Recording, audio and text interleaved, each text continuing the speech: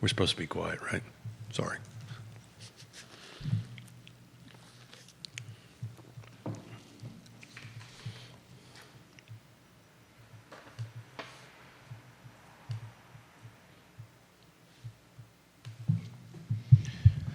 Good Friday morning, guys. My name is Jerry Miller, and thank you kindly for joining us on Real Talk with Keith Smith. This, the 750th episode of Real Talk with Keith Smith. I want to put that in perspective. Seinfeld, not nearly 750 episodes. Friends, not nearly 750 episodes. Home Improvement, 204 episodes. Friends, 236 episodes. Seinfeld, how many for Seinfeld, Keith? 180 episodes. Cheers, how many for Cheers? 273 episodes. Beverly Hills 90210, Judah's favorite show of all time. How many for Beverly Hills 90210? 293 episodes. Was that Ladies really and gentlemen, his favorite show? 90210, Judah's favorite show of all time. Think of another show, ladies and gentlemen, that has made 750 episodes. Judah Wickower streaming on all channels today. Keith Smith, 750 for you. Can you believe that? I can believe it, and apparently I changed my password. I didn't even know I changed it. Change his password, and the Keith that I know would not have changed his password. Yeah, I know. He definitely did not change his password, Judah. Yeah, and I'm all stuttering. I mean, just counting to 750 was a challenge. Trust me, changing my password. Keith I know did not change his password. Yeah, man. Look, it's 750 shows, and of course, there's no comparison to Seinfeld or anything that we do. But to be able to sit here, I'm happy to be your George Costanza. If you're the Jerry Seinfeld, I'll be the George Costanza. Maybe the Cosmo Kramer. Which one is Judah the Cosmo Kramer or the George Costanza? Oh, no. Oh, boy. He's trying to do something nice for me, so I want to behave. You're the Jerry Seinfeld. I would consider him more the George. Okay, he's the George and I'm the Cosmo Kramer? You're Kramer. Okay, I'm the Kramer. Right. He's the George Costanza and you're the Jerry Seinfeld. I'm honored to even be put in the same category. But look, one of my favorite shows of all time. Oh, yeah. Not that there's anything wrong with that. Not that there's anything wrong with that. Not that there's anything wrong with that. Shrinkage. Puffy pirate shirt. Puffy pirate shirt is such a good one. Judah, you a Seinfeld fan? Oh, there we go. Oh, he's got a mic. I've watched Seinfeld. What's your favorite Seinfeld episode? Give us your favorite Seinfeld reference. Man. He's going to give us an It's going to be a while. Okay, it's going to be a while. Let me try this, and then you can think about that. What I love the most about Seinfeld, that were people I grew up with. I know. It was like that was a neighborhood. That was like the thing, right? There was Jerry Seinfeld's. There was Cosmo. There was George's. These were Jeopardy's going to have us beat there. Oh, my God. Carly Wagner says Jeopardy. 8,635 episodes. Jeopardy's every day. Yeah. It has an unfair. Wheel of Fortune is another one. That's every day. That's 5 days a week. Wheel of Fortune, over 8,000 episodes. Look. Bill McChesney says, how about Gunsmoke? Gunsmoke, 635. We're at 750. There you go. Good job on dating ourselves. I actually remember Gunsmoke. I've seen reruns of Gunsmoke. We get here, I get here, we get an opportunity to go ahead and do this because pull down your partners tab on our website. Without our partners, without Intrastate Service Company, Woody Fincham, Neil Williamson, Pearl Certification, Charlottesville Settlement, all these folks that are in there that are in the trusted, I'm trying to be serious here, the trusted advisors. I couldn't get up here. I was thinking of driving in how blessed I am that these folks give me the opportunity to say 750. Carly Wagner makes me laugh with Cartwright, the Chinese restaurant episode, one of my favorite episodes. The Cartwright. Well, it's how about the Keith Hernandez spitting episode? Yeah. Neil Williamson says Keith Smith is no Jennifer Aniston. Neil, you always make me laugh, Neil Williamson. I missed you on Wednesday, Neil. By the way, Carly Price is Right is 5 days a week. Come on, they have an unfair advantage over there. No, right is right. Look, maybe somebody should take a look at what kind of podcasts have been having shows. Oh, none this many. Well, Price is Right has over 9,000 episodes. Absolutely amazing. What's another one? I don't. Judah's favorite show, Melrose Place. Melrose Place, one of your favorite shows, right there. 226 No, for Dallas. Judah's Melrose Dallas Place. would be- Oh, Dallas is Judah's favorite show. Dallas has 357. Fresno. Fresno is Fresno. Judah's favorite show. What is your? What is Fresno, Judah? It was Fresno had 5 episodes. it was- Judah's favorite show had 5 episodes. So what? it was- If it you're was a- gonna, it was a parody of Dallas. if you were gonna sit down and watch television, Judah, what would be your favorite TV? General Hospital for Carly. That's 5 days a week, Carly. Carly, go do some engineering or That's something. 5 days a week. They have an unfair 15,000 plus episodes. Hold it. In fairness, General Hospital. you asked I did. other folks, and they are filling in. So thank you, Carly, for being. No, I appreciate Carly. Young and the Restless, over 12,000 episodes. I had a huge crush growing up on Cricket from Young and the Restless. Massive crush on Cricket. I don't think I can honestly tell you I've never watched a soap opera in my whole life. Oh, my grandfather, we spent an entire summer with Grandma and Granddad in Hampton, Virginia, and he diehard Young and the Restless. We were always home for Young and the Restless at 12:30 p.m. on CBS. Which side of the family? My father's mom, my father's stepmom and father. So not the Cuban side. No, Mima and Poppy, they barely could afford a television. There you go. Yeah. There you go. Yeah. The extent of what entertainment was for us was get in the backyard, play with this tennis ball, throw this tennis ball around the backyard. Well, mine was go play in the street. Yeah. In busy traffic. Not really sure what that really meant. But hey, that Neil chimed in. Neil is enjoying a little bit of time off down in North Carolina, so enjoy it. Neil, I hope you're playing golf. Are you playing golf, Neil Williamson? But I want to take a moment, real quick, get serious for a moment. I attended the car board meeting this Wednesday, so a little PSA out there for. Love Brenda from General Hospital, Carly Wagner. Love Brenda. I'll save my seriousness for later. No, go ahead. Go ahead. I'm sorry. No, well, Carly's bringing back schoolboy crushes for yours truly. I get distracted when I get Schoolboy crushes, huh? And why are you looking at me when I you're get saying distracted when I think about Brenda and cricket. Go ahead, that? Okay, Keith do you need a Smith. moment? Yes, go ahead. Sorry. Carly's distracting me over You here. need a moment. So, look, I attended the car board meeting, a little PSA out there for other Charlottesville Association of Realtors, and look, Donna, I actually said that right, members. Anybody can join the attend a car board meeting. You just have to reach out to the executive director, and you're invited as a guest. So that's what I did. I will tell you, I've been openly critical of this whole situation, let's call it that way.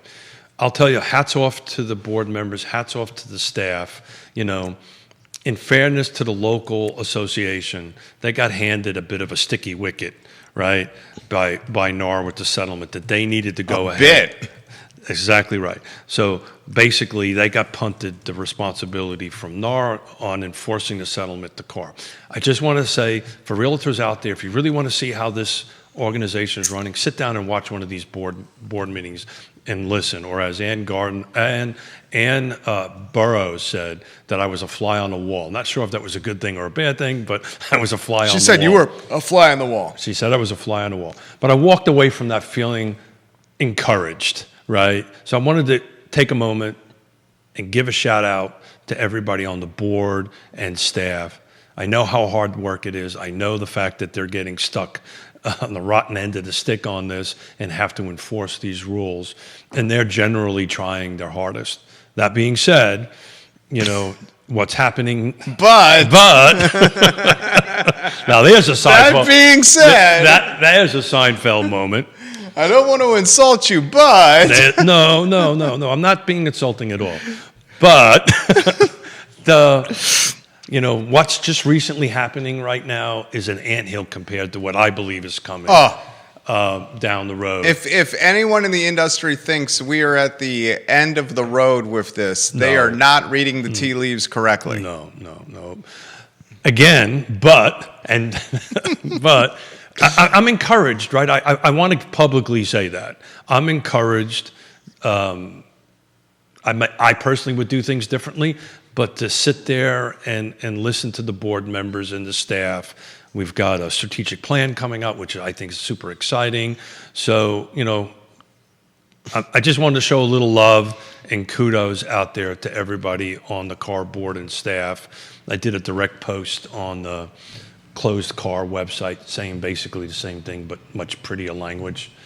Thank you, AI. Much prettier language on it. But I wanted to kick the show off with a kudos to these guys. Carly Wagner, local and state associations are great, and they make sense. The National Association of Realtors, that's a different story. To put it in perspective, it's kind of like I'm buying my house and I'm sending my mortgage payment to Jerry to pay. Well, thank you very much, Jerry, for doing that. It's just to dump it on the association to deal with it.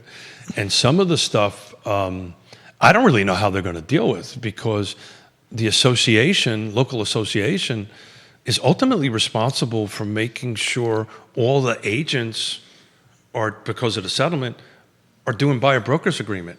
In God's holy name, how do they do that? I don't think they can. I don't. How do they police that? Who knows? So No, seriously. How would they police that? I wouldn't know.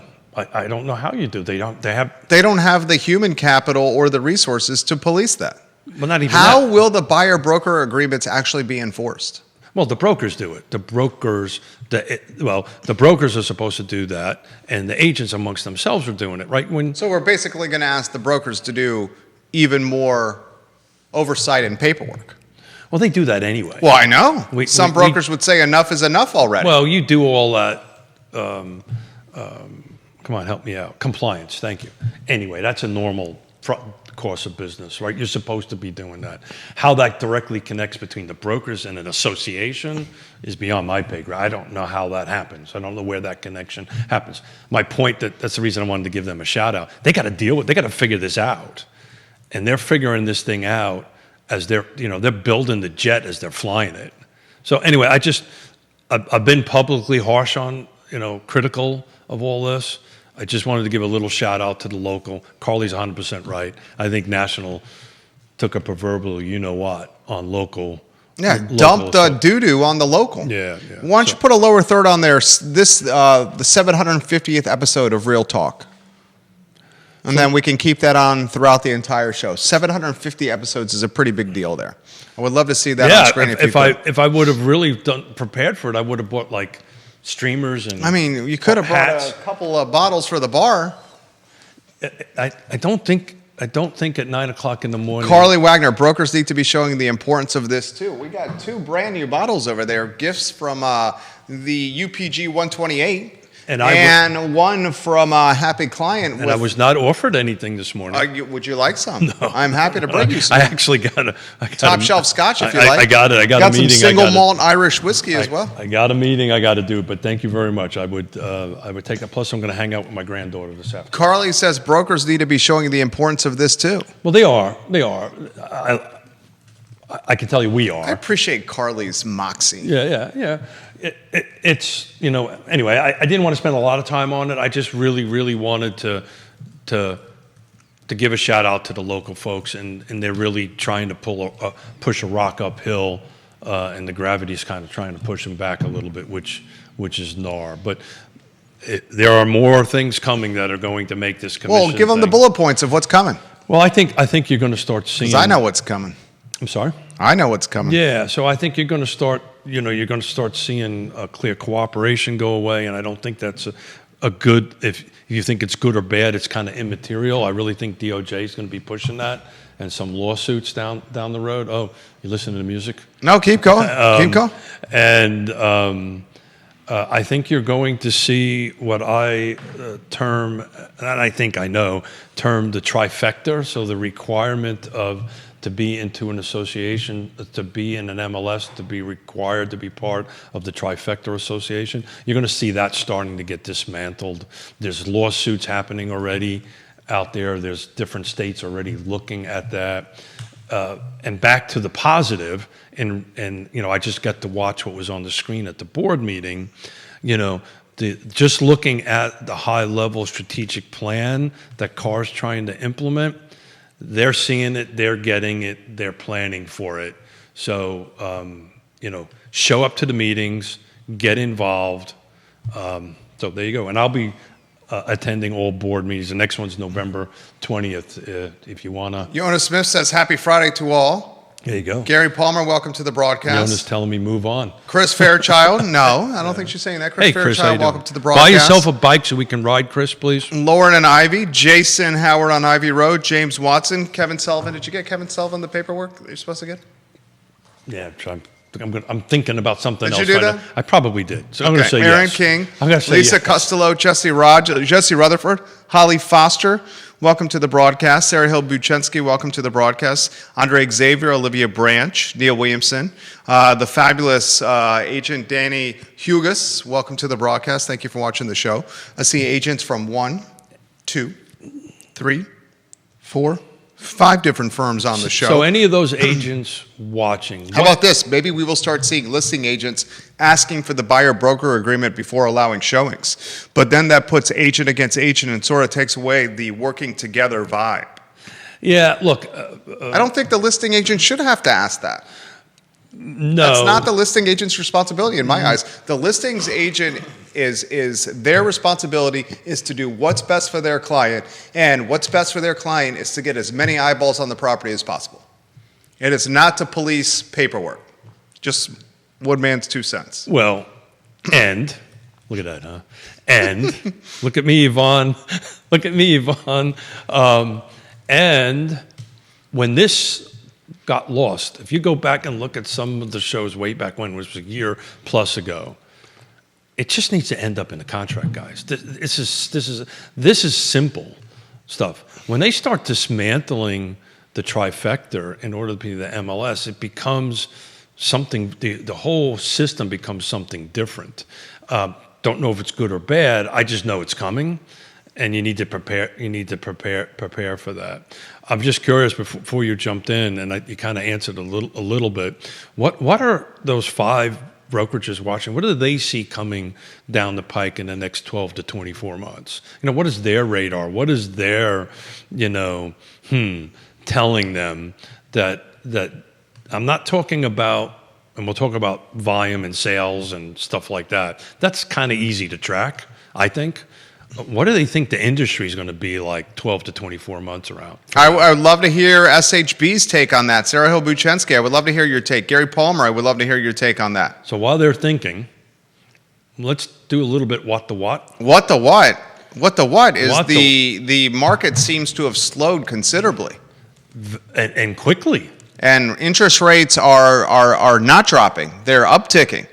So, And it seems like a lot of folks have put things on pause. so take a look at slide number 1, Jude. if you Slide don't number mind. 1, J-Dubs. Judah B. Wickower, Jack of all trades and Jack of all wits. His favorite show, Melrose Place. No, it's Real Talk with Keith He Smith. loves Kelly Taylor from 90210. Is he a Kelly Taylor, Donna Martin, or Brenda Walsh fan, Judah Wickower? Does he have his camera and 3 shots set up? What's the Office? No, not the Office. What's the one that does the Parks and Rec? Parks and Rec? What's the guy on it that's always? Judah doesn't watch TV, Keith. Oh, Yeah. Do you watch Parks and Rec? No, I didn't. I haven't Okay. watched that. But I know Brenda I know what Walsh. he's talking about. Do you know the guy he's talking about? Yeah. What's the guy? What's his last name? He's he's got those dour kind of. He's always, I don't know the guys. I just know what he looks like, and I know. it just Brenda reminds me of him. Walsh, Donna Martin, My or sister- Kelly Taylor? So My you s- actually my think I know what I'm sisters- talking about? How cute is that? But you know who they are. Loved 90210. You know who they are. Brenda Walsh, Look at that. Kelly Taylor, Donna Martin. Are you on a 3-shot? Yeah. I don't think I know who Donna. I don't think I remember who Donna is. I think the brunette is the first one, and the Brenda second one's Walsh, the blonde. Brandon's sister, Shannon Daughtery, Yeah. also in Charmed. I'm looking at numbers. You Kelly guys have fun. Taylor, Jenny Garth, She's the blonde. Donna Martin, Tori Spelling. Oh. I'd probably go with the second one. Kelly Taylor, Jenny Garth. Yeah. There you Out go. of the 3. There we go. That's all we were looking for. Are we done? I mean, I would ask Keith, but let's be. Carly Wagner says, Tori Spelling all day, every day, twice on Sunday. Gary Palmer, mostly optimistic. The industry changes coming will disrupt operations for a period of time, but brokers will adapt. Gary Palmer also says they have to or they will struggle. Carly says, agree, clear cooperation seems to be going away. I see more buyers without agents. Predict more dual agency and more fixed priced buyer agents. I think she is onto something there. Well, yeah.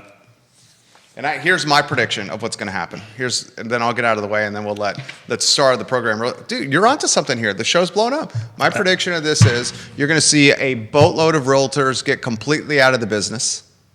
You're going to see firms become nimble in the 15 and under brokerages. Call it boutique, call them nimble, call them small, whatever you want to call it. You're going to see some of these realtor mills that are out there lose steam, the realtor mills, and the other thing, maybe they should. The ones that are charging desk fees, I don't see a bright future for those. And you're also going to see, I think, this whole Premier Zillow agents buying leads start going away, because I can tell you, I know firsthand. I actually had a conversation. I'll have to leave. It was on the West Coast with a broker out there that I'm doing some business with. They're starting to send testers out, and they're using like platforms like Zillow. And when I say they, I'm talking about the law offices, the legal teams.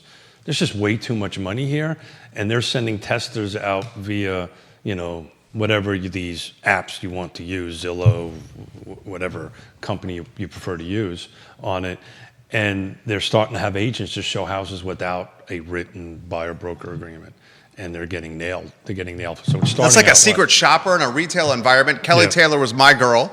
Carly's correcting me. Brenna was her girl. Kelly was mine. So Gary's very optimistic of what's going to happen. I think Gary Palmer and his brokerage are in prime position to have success. Well, this guy knows how to innovate left and right.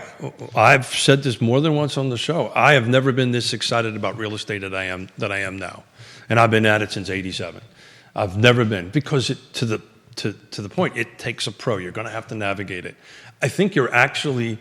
I'm going to reverse a prediction, delay a prediction that I made. What's the prediction? Right, and I didn't think this through when I originally made it. I was thinking by this year we would have a larger percentage reduction of agents in the business, particularly part of this trifecta association.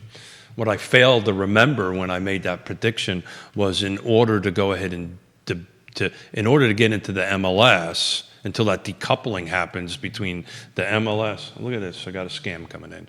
And in order for this decoupling to happen between the MLS and the trifecta, once that happens, that's when you're going to see a lot of people getting dropped out of the associations. So right now, many associations, many folks are kind of like, okay, this is the cost of business. I'm now paying into my trifecta. Now keep in mind, I just gave a great shout out to CAR. I will tell you right now, if I had a choice to pick which three I want to pay for, CAR's the one I'm going to pay for. See, CAR and what about the VAR. Virginia Association of Realtors that basically kept your profession alive during COVID and helped you have the best year of your career? If it was not for VAR, health insurance would probably not be there. And if it wasn't for VAR, your profession would have been put on ice for 24 months. Thanks for pushing back. Okay. You're right. I would say of any of the associations, the association that's providing the most value of the three is the Virginia Association of Realtors, and it ain't close. I got to tell you, after I attended a board meeting, and it ain't close, Keith. I don't know about that, but I think health insurance and keeping your profession alive during COVID, lobbying Capitol Hill, lobbying the governor. So do you know what the number one text I get? Any real estate agent out there? VAR makes all the forms and contracts as well, Keith. They do. That was the other thing I was going to get to. So VAR is important for that. But what you're starting to see, like EXP and some of these other companies, they're generating their own forms. EXP's got a fantastic library of documentation. Compass has digital library, not just a library of documentation, but a how-to of handling pretty much every real estate scenario in 90 to 3-minute clips of video tutorial. And local brokerages are doing it also, right? They're not doing maybe all the suite. Some local brokerages are doing their own listing agreements and so forth and so on. So again, this whole thing is just going to be changing. And to your point earlier, based on all the conversations I've had, your boutique brokerages are going to do well, and your super large companies. The ones in the middle are going to be difficult because it's a little bit harder to pivot and change on it. Number one. Sarah Hill Buchensky, a complete decoupling of commissions, no sharing of listing agent commissions, more business models. A complete decoupling of commissions, no sharing of listing agent commission, more business models. Well, so SHB, in that scenario, you're basically saying the buyer's agent works on an hourly rate or a fixed flat fee. No, that's not what she's saying. A complete decoupling of commissions and no sharing of listing agent commission. Yeah, well, that's where we are now. We're literally there now. Unpack it even more, SHB. Yeah, we're there now. Look, the whole commission conversation is over, right? You just roll it into the contract, you negotiate it. What I'm talking about is that Show's on fire. the decoupling. Where's my straw? It's over there. You go. I didn't even want to tell you what I was thinking. So You're a sicko. I am not a normal person. So anybody would sit across you for 750 shows can't be all that normal. I had to get a zinger That's over in. 750 hours.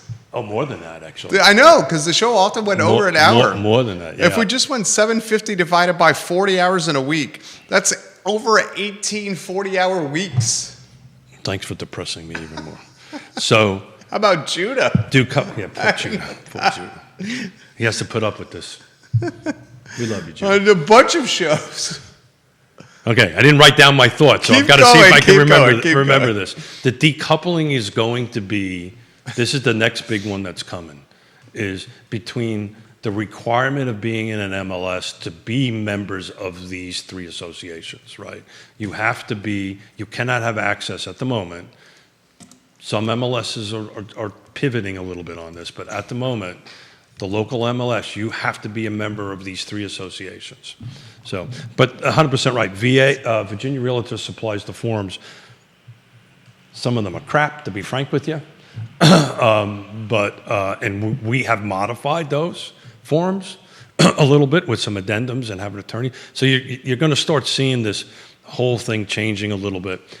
The whole commission conversation's over with. Holly Foster, Henrico, Keith, congratulations on 750 episodes. Thank you. I want to do what the what, though, because this is important. Keep going. You're on fire. The show's on fire. Keep going. So we're going to do what the what? No, or keep offering commentary. I'm Yeah. following your lead. Yeah, so I really just wanted to give a shout out to a bunch of people that are working their butts off, got stuck with a sticky wicket, and they're doing the best. I have no idea what that is. What the hell is a sticky wicket? Google that. I think that means something. What is a sticky wicket? I think it's a thing. I think it's a British thing. Did I just create a new thing? Wicket? Here we go. Metaphor for a difficult or awkward situation. This is something of a sticky wicket. It's a metaphor for a difficult or awkward What's the situation. origin of it? I believe it's British. It's British, I think. British, Yeah. It term originated in cricket, where it's described as a damp and soft wicket that made it difficult to bounce the ball. I have to behave. His mind is going, you're such a sicko. I know exactly what you're thinking. I have to behave. I'm really not that bad. You make me. You bring out the worst He's a in me. mischievous SOB. I am a bit.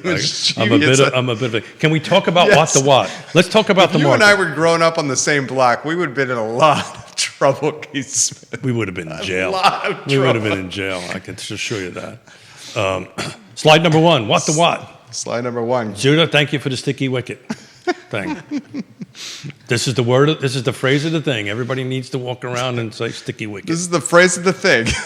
This is it. This is what cost. This is what 750 shows get you. A sticky wicket. Look at that. Thought about that all myself. Not Seinfeld-ish. Pretty close. I would cry. 750. Sticky wicket. I think you need to keep what the what up for a while. Are you ready? Yes, You good? I'm Take a breath. Take a sip I of your really coffee. hope you've gone back to the two-shot, Judah, instead of put the slide on it, missing the authenticity of the program. You good to go? We're good. Need a minute? Breathe in. Breathe Go. out. I'm ready. Ready? You ready? Sure. That didn't sound too convincing. All right. Just watt to watt. I can't stop thinking about a sticky wicket, huh? All right, watt to watt. Watt to watt. Go. October, the week, as everybody knows, I keep a track of week over week. Can you elaborate a little more on Zillow? I see Zillow as one of the biggest threats to the brokerage. Go back to Keith. They have purchased Follow Up Boss, Showing Time, and think they are partnering with Realtor.com, the second largest real estate search engine in the world. I'll give you that again. Keith, please elaborate a little on Zillow. This is from GP, Gary Palmer. So this is my opinion on it, Yeah. right? So I think... Biggest threats to brokerages, he thinks, Zillow. GP says. Yeah, Gary Palmer. So I'll pick this apart a little bit. Actually, I don't think they are. But my world and what we do is we're 100% referral. And the reason I'm bringing this up, and this is more, my comment was more focused on how these buyer brokers are going to get enforced and how this settlement is going to get enforced. And it's going to get enforced by these attorneys that made a gazillion dollars off it so far. I think it's $2 billion worth of, help me out, settlement fees. $2 billion worth of Shakedown fees? money. Let's call it money. Let's call it sticky wickets. And, I can't remember how many hundreds of millions of dollars the attorneys are getting. This is a business, guys. These people are making a ton of money off of this. So what's the easiest way to go ahead and see if I'm violating that? Just do a fictitious secret shopper on Zillow and say, hey, Judah, I'm paying for these Zillow ads. These come in. You don't know who the hell they are, where they're from. And Judah says, hey, I want to go see 123 Main Street. And I go open up a door. And he is immediately picks up stuff because he's working for the attorneys. All of a sudden, I got a problem here. So you don't see Zillow as a threat? And not to me, not to our business, because we don't do it. He's talking about the industry in general. Yeah, people have been talking about Zillow ruining this industry for a long time with iBuyers, and that fell out. Look, it is what it is. Some people love that model. Some people pay many, many thousands of dollars a month. There's some agents, I'm not going to name who they are, in our local footprint that are business. spending $6,000 to $10,000 a month on Zillow leads. Yeah. I want you to think about $6,000 to $10,000 a month, ladies and gentlemen. Yeah. So I know of one agent north of $10,000 a month on Zillow leads. And the deal with that is if you're in line first, it works well. It just, $120,000 a year in Zillow leads. No, God bless them. If that's their business model and it's working and all that kind of great stuff, that's great. Our business is built on referrals. So Rake it out. What do you think about this? So if we're turning around, I know Ray's business Murdoch, is built, what do you think about this? I know Mr. Palmer's business is built on referrals. If Jerry refers me Judah, then I know Judah's good, right? I know Judah isn't a secret shopper, right? And I'm just telling you, the people that are paying all these money, and there's just way too much dollars out there and way too much dollars to be made. This is going to sound very weird. We were doing really good until we lost the lawsuit. And I think of, you know who Teflon Don is? You know who the Teflon Don was? Oh, yeah. I mean, there's multiple Teflon Dons. Okay, the You're recent. talking the mafioso? Yeah, or are you yeah. talking Donald Trump? No, not Donald Trump, the mafioso. Okay, yeah. John Gotti. Got it. Yeah. John Gotti was doing great until he lost his first and got locked up. Everything Yeah. was bouncing off of him.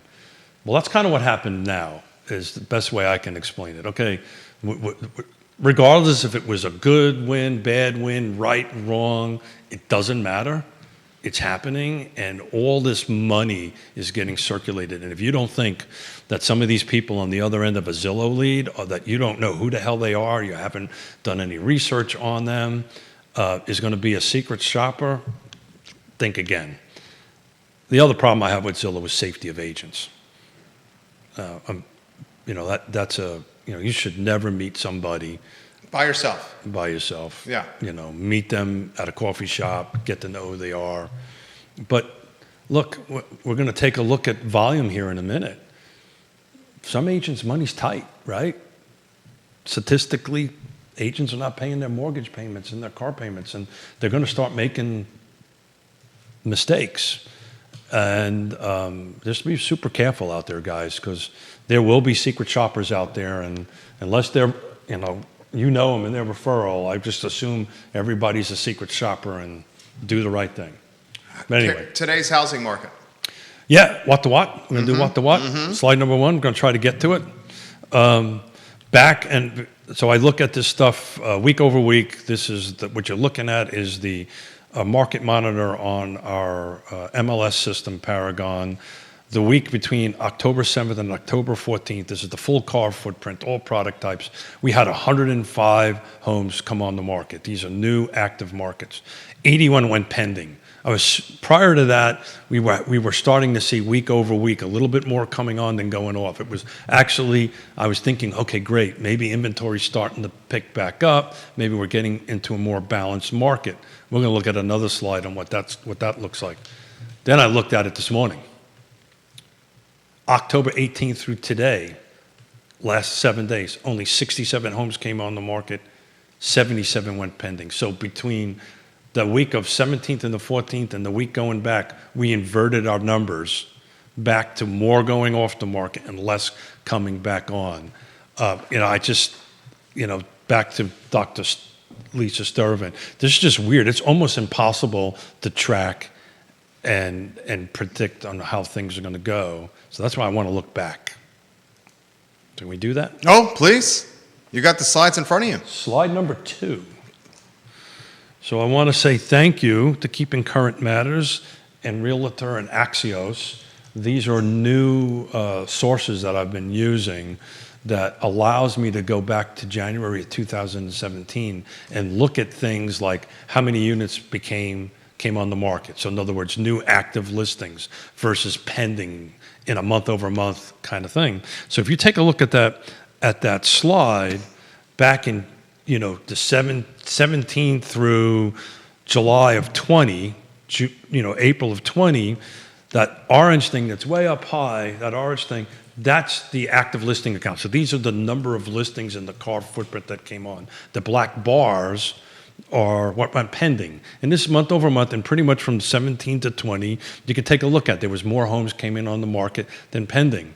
Then you get somewhat in the middle, in what I call the unicorn years, which is 21 through somewhere around 2022, July 22, it was the inverted. We had far less coming on. But you take a look at that tail end of this back in, we're back at July 24 down. We're starting to see a little bit more inventory come up versus pendings. What I want everybody to take a look at where we're at as far as volume goes in listings back in 24, all the way back to 17. So look at the right hand of the slide, right? We're somewhere around, let's say 600, right? And the left-hand of the slide, which is January 17, we were almost 2,000. So there's a huge difference between volume of units coming in. Back to my comment about money. Well, they have less units for sale. There's less money for agents, and you're going to start seeing people, I think, make bad judgment calls because, somebody might be tight with money. Comments coming in quickly. This from YouTube and the real estate investor Jamie Turner, the mayor of Gordonsville, repping the Pep and Culpeper as well. How does that price change number compare to historical data? So what we're looking at is not price. We're looking at activity. So that slide number 1 is activity. These are units coming on, or homes coming on, and homes going into contract. I don't have the dollar numbers for that. I'm actually working on similar slides for the money end of it. But to make a long story short, it's been since 2017 a steady climb. We've done previous shows on that where we took a look at it. I really wanted to focus on what did it look like, the ratio per month of active homes coming on and active going pending, which is kind of the pace of the market, right? So when you take a look at back in 17, 18, 19, the tempo, the pace of the market was much more robust in the activity and the active side than the pending side. And the reason I kind of wanted to show that slide, that's kind of what normal looks like. I actually got a version of this that goes back 22 years, right? And that's kind of what normal looks like. Normal looks like there's a little, there's kind of more activity coming on actives and pendings, and it looks like that. What we had in the unicorn years is not normal, and we're starting to somewhat look like normal. We got a little bit more active than pendings, but looking at the watt in 2 weeks, that whole thing just reversed. I got comments coming in quickly. Did that to make the any show. sense? Yeah, you made perfect sense here. Really? There's a lot I got to cover here on the program in 15 minutes. What time is it? This is what I'm going to throw to you. Time flies when you're having fun on episode 750 of Real Talk with Keith Smith. Online at realtalkwithkeithsmith.com. Click the Partners tab, the trusted advisors of the game we call real estate. This is a question I have for you. It seems the market is crawling right now. There are price cuts galore, and there are certain pockets in the Central Virginia community that are moving inventory in that sub 10 to 15 day period that everyone has gotten accustomed to. I know that's not the norm, but the community's gotten adjusted to it or gotten normalized we to talked it. about that. I get that. Well, let me get this out. Please, the days of 90 days on market being the thing is way gone. It's 30 to 45 days is kind of the. Some people are saying it's 15 days and under. I think that's a bit optimistic. It's probably, Certain pockets of the community are still moving inventory at that clip. Yeah, of course. We've been talking about this forever, right? Location matters, condition matters, price matters, who's on the other side matters. Timing. I can continue if you want me to. Sure. Yeah, I learned from an expert here. You've been in the business for. Here's one of the things about doing 750 episodes across from Keith Smith. Keith Smith's been in real estate for 37 years. Is that how many it is? I've spent 750 episodes across from this man. 750, and he's been in the business for 37 plus years. Okay. And I listen to Yonna, so that's amazing. Thank you, Yonna. Here's the point I'm asking you. Very straightforward. Do we need to get beyond this damn election and the holidays before conditions pick up again? How much is it the election that is throttling the industry right now?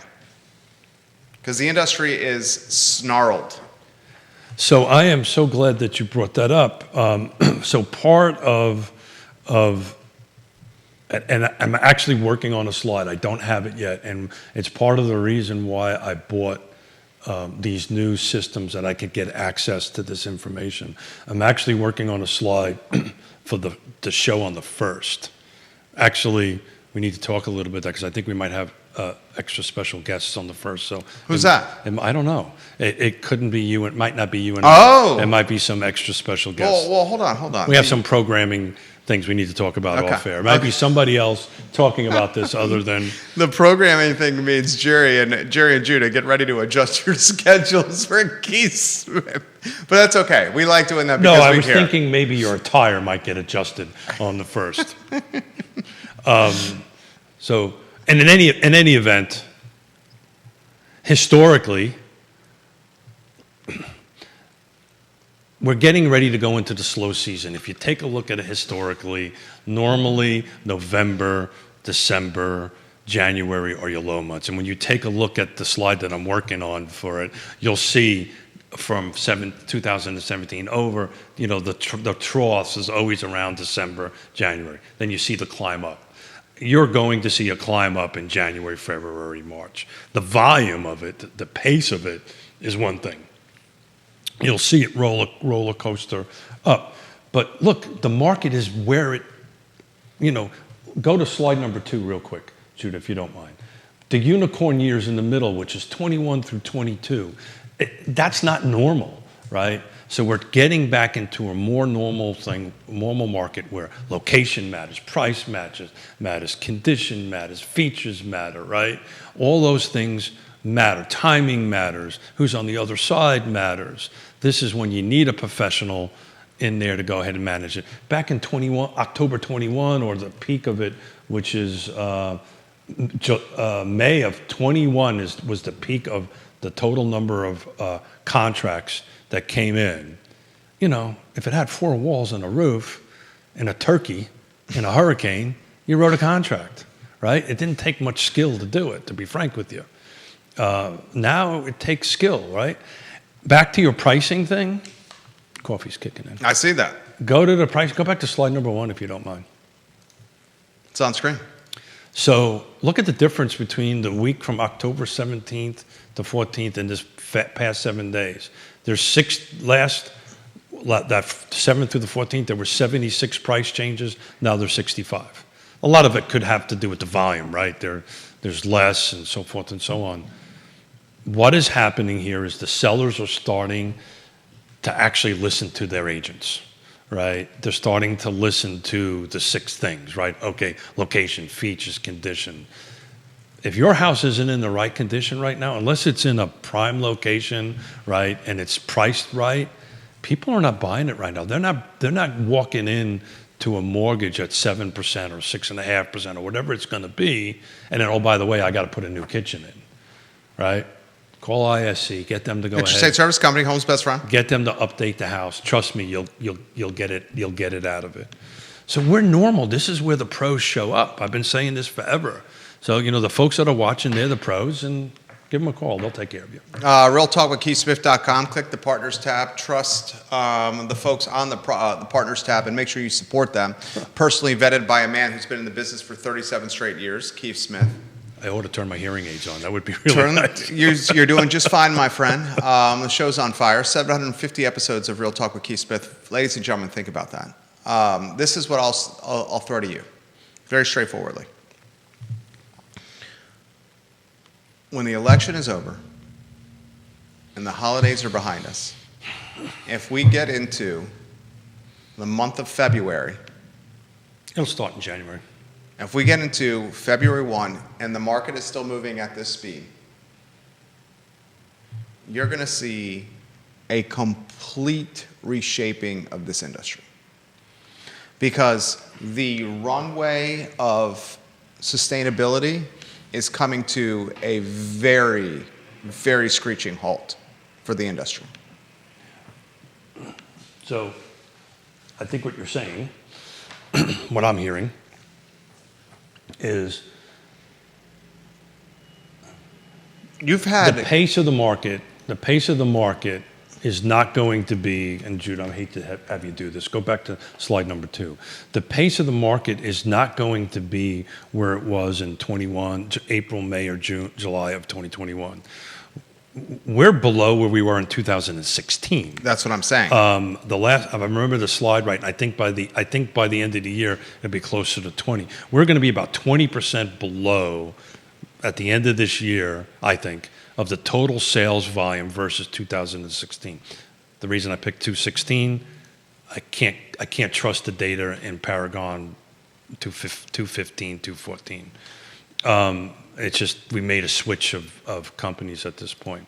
So to your point, there's this whole market shift is not going to be about commission. It's going to be about less sales and less dollars in people's pockets. That's the point I'm making. Yeah, I know. Once that starts happening and then the decoupling happens from the trifecta and the MLS, I still think you're going to see between 40 to 60% turnover. Where I was wrong. This is the point I'm making. Where I was wrong, and I'm willing to admit I was wrong. I was wrong big time, actually. That's not going to happen this year. That's probably going to happen next year. That's where I made the mistake. I was thinking it would be by the end of this year. It's not, because, as Yonna reminded me, you idiot, you need to pay your fee by October 31st, by the way, of this year, in order to remain access in the car MLS to do business in 2025. If that decoupling happens, that whole dynamic changes. Plus, people are not making as much money. There's money. Yeah, If by February of next year, that's the bigger impact. That will be the bigger impact. There we go. You will see this completely shift this industry. Yeah, it'll be a bigger impact. You're right. It'll be a bigger impact, and then there's a lot of collateral damage to that shift. You know that, right? Excuse me? There's a lot of collateral damage to that shift. Yeah, but look, brother, any shift's collateral, right? Any major shift. And as an industry, just to get this out there, we've been through, in 37 years, lots of shifts. The pros will know how to adapt, know how to, as a United States Marine, adapt, and overcome. That's what you do. You adapt and you overcome. You adapt and overcome. You learn how to see how it comes. You gain a little vision. Age does that for you, right? You gain a little vision, kind of figure out what's coming, make the best decisions you can, and you move forward. Challenging question for you. Don't regret any decision, by the way. Challenging question for you. The presidential election I is knew you were going to go here. 2 weeks. Is it, what are we, 2 weeks away? Less than 2 weeks away? Yeah, something like that. How far away, Judah? We are, what, less than 2 weeks away. By the way, while less than 2 weeks away. While you're figuring that out, Yonna and I voted today. Please make sure you vote. This Get is out not there and about vote. politics. This is about the industry. I'm No, going I to get it. stipulate what I just said. It's not about politics. It's the industry. I know where you're going. Where am I going to go with this? Oh, it's 11:11. Where am I going to go ahead. with I'll this? let you Where am I finish. going to go with this? What do you think I'm going to say? You know, already know what I'm going to say. Yeah, I know. What am I going to say? You're trying to determine if it goes one way, how's the real estate market going to go, and if it goes the other way, how's the real estate There it market? is right there. Yeah. That is a question that must be asked. Yeah. For the industry that is on So the a very precarious position. so the big question. So I got to figure out how I can do this without. It's not about politics. I know that. Anybody who says this is about politics is not watching the show correctly. The industry is in a precarious position right now. Yeah. It's at a snail's pace. Yeah. You have less than 2 weeks from an election. Yeah. I literally had this very conversation at 9 o'clock this morning with the executive director for the Piedmont Community Land Trust. Literally had this conversation because we are working on putting a contract in on Stanley Martin House, and shout out to them at Colonial Circle. They're stepping up to the plate and doing what they can to help us actually put some affordable housing units in that subdivision that's going to meet the 60 to 80% AMI. So shout out to them and Steve and Jeremy and all the guys and Katie that are working over there. They're actually coming along with us on this journey. But he asked me this very question. I'm trying to milk this to 11:15. Keep going. I know. Go. I do some politics. Go. So I think this is what's going to happen. If one side wins, this is exactly what I told him. If one side wins, there will be way more subsidy dollars available for First-time home buyers. first-time home buyers, Yeah. affordable home buyers.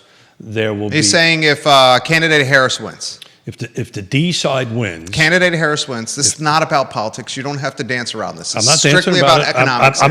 I'm just calling it how I see If it. candidate Harris wins, there's subsidy for first-time buyers and affordability, renters and purchasers. And he got very excited. Okay, And now here's the problem with that. I'm with you. The problem with that is you're going to find out that $300,000 house Doesn't get you anything. that we're trying to buy, it's going to be about 33% or more of that is regulatory expenses. So the problem is if you go ahead and let's say the Democratic side produces all this subsidy dollars, all this $25,000, whatever the number is, I can't remember what it is. And that's, great, cool. The problem is if you don't change the regulatory component of it, it's just not going to get built. And then what's going to get built would be the more expensive stuff. So it's really not going to get us to there.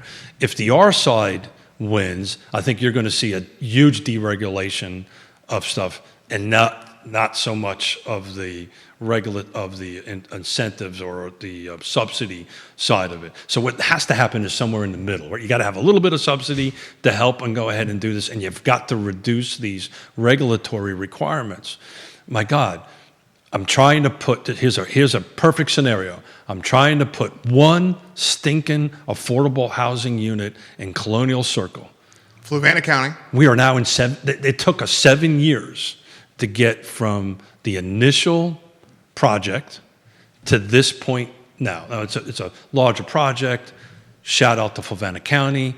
They allowed a 125 unit apartment complex, which is just opening up, that are 60% AMI and down. So, good stuff for them. Succinct question and a succinct answer. Yeah. Which candidate is best for the industry as a whole? I think if you mash them together, you find one. I'm telling you, that I truly believe this. Judah's laughing over there. All right, succinct question. Succinct question and a succinct answer. Which candidate is best I'm for gonna stick- Which candidate is best for lowering interest rates? I'd probably say the R side. I would say the R side would more, I think and the reason that is most folks think the Fed rate and all this stuff controls 30-year mortgage rates. It does not. It's a market, right? It's an open market, right? Just like any other open market. I think you'll see the market respond better to an R victory than a D victory. I think if it's a D victory, I think the market will tighten up, the mortgage market, and I don't think you'll see rates drop. That's my prediction of that. Extremely accurate. Yeah. And I don't want to make this about personalities. It's not about politics. Yeah. It's not about politics. But it's about such an unfortunate world now where everything we have to have is caveated with that. Don't even It's go strictly about doing deals in business. And I think your analysis is right on point. Brother, It's unfortunate that's that world we live in right I now. wear hearing aids. I had somebody ask me the other day, was I a Democrat or Republican? And my answer was, I'm an American. People ask me all the time, Yeah. are I'm you a American. Democrat or are you a Republican? I said, I'm of the party of common sense. I'm an American. I vote of the party of common sense. And I've defended our country that, I don't vote D or R. I don't do that. yeah, I'm an American. Yeah, I don't do that. If our conversation is guided about what my political beliefs are, then we've already ended the We're in conversation. a poop storm. We've already ended the conversation. I've also lived in parts of the world for a half a decade where you ended up on the wrong end of a rope. What is the first component, the most important component for loosening inventory and getting the industry back on track? Most important component. It's pretty obvious to me. I appreciate that, but it's not that easy of an answer. What's the most important component? Well, from my perspective, is inventory. And what's going to loosen inventory? I think deregulation. I think it's the interest rate. No, I don't think so. You get the interest rate dropping by 1.5 to 2 points, you will have inventory loosen. But you drop the Jerry, interest rate by a I couple get of that. points, you're going to loosen inventory. It's not deregulation. Okay, so we're past our time, but I got to end in this. Show's a damn good show for 750, wouldn't you say? Well, we have fun. We do have fun. And I like when you and I push back at one It's another. good. The viewers and listeners want that. I like it very much so. I want you to do this on the I Love CVille show. Yeah, but that's brother. I'm going to defend Judith. That's I'm unfair. not That's unfair to Judith. throwing shade on Judah. You want to do this? I'll show up one noon and push I would back. happily on it. do that. I will be more than happy. The guy works for you. Man. So I mean that's kind of unfair. Okay. Did I call that about right? I think so. But at the same time, I want him to do that. I know you do. I know you do. Sometimes you want me to do that. I want you to do it every day. Well, if you want to invite On me, the I will camera. be more than happy to come back and any topic and push back. But go real quick because you got to run. Absolutely. Slide number 2, right? And somebody with fast fingers, which would be you. Yeah. Take a look at January, April, May of 17. What the 30-year mortgage rate was. 2017 30-year. You're looking at in January of 2017. 30-year fix was at 4.2, So Smith. I'm trying to make your point for you. 4.2. So take a look at January. 4.2. Look at the left side of slide number 2. To your point. Yeah. If it gets down that way, I will also tell you. Dude, if you get the 30-year fixed in the mid-4s, you will have a deluge of inventory hit in the market. So what you also not calculating into the 17 number was we just came off of producing 2 million units a year, then it dropped down to 300. I can tell you can lower interest rates, but if you don't build more units, just the pool of inventory is just going to stay the same. There ain't going to be more units built. I agree 100%. There's let's get off the more units being They'll be built. in Greene It's County. the interest rate that's going to put the inventory on the market. I got it, but Jerry, if you look at this slide number 2, that needle may move up. It ain't going to go to where it was in 17 I and 18. understand that, but the quickest fix. And we have to be careful to make sure, 100% right. The quickest fix. We are so in the basement on inventory. Yes, interesting. And I will wrap up on this because I know you got to go. When I was in Phoenix, I think I may have mentioned this before. We had all the CEOs. I attended a session. I wasn't on the panel, which was great. You got to actually pay attention. We had all the CEOs from the major national builders. They supported your number. Their number's 5.75. Right. I don't even think it has to be in the mid fours. I think it just has to be low fives. But hey, I think it could even be mid fives and it would still move the so market. to go back to support your point, and mine also, to go back to Colonial Circle, Stanley Martin Homes, we talked about this on the show. They're offering 4.875 on FHA and VA loans. One of the right? few that can offer that. Well, you know how they did it. Oh, right? I know how they did it. They bought points. They bought points. Guess what they ran out of? Yeah. Money to buy points? No, they bought certain amount. Oh, inventory to sell? Yes. So what they did is, how this works is they took millions of dollars and went to the market and say, okay, we're buying this much amount of loans, right, down to this thing. They've eaten them up. No, it doesn't get you a lot, right? It's not hundreds and hundreds and hundreds of them, but it was enough of them. And also an incredibly, I would say, props to Stanley Martin. Props to Stanley Martin. Well done, Stanley Martin. Understanding the advantage that they have in the market by being able to do this. And few builders can do that. And the reason why I attend all these things and spend the money to go do this, because hopefully it makes me better at what we're doing here, and it makes me better at what I do to make a living on that end of it. Watch the builders. When the builders will start doing this kind of stuff, that's where the market. 100% right. And the interesting thing here is, because they're spending real money. Oh, I get it. The interesting thing here is the industry locally, how they vote may be completely opposite of what's best for their industry.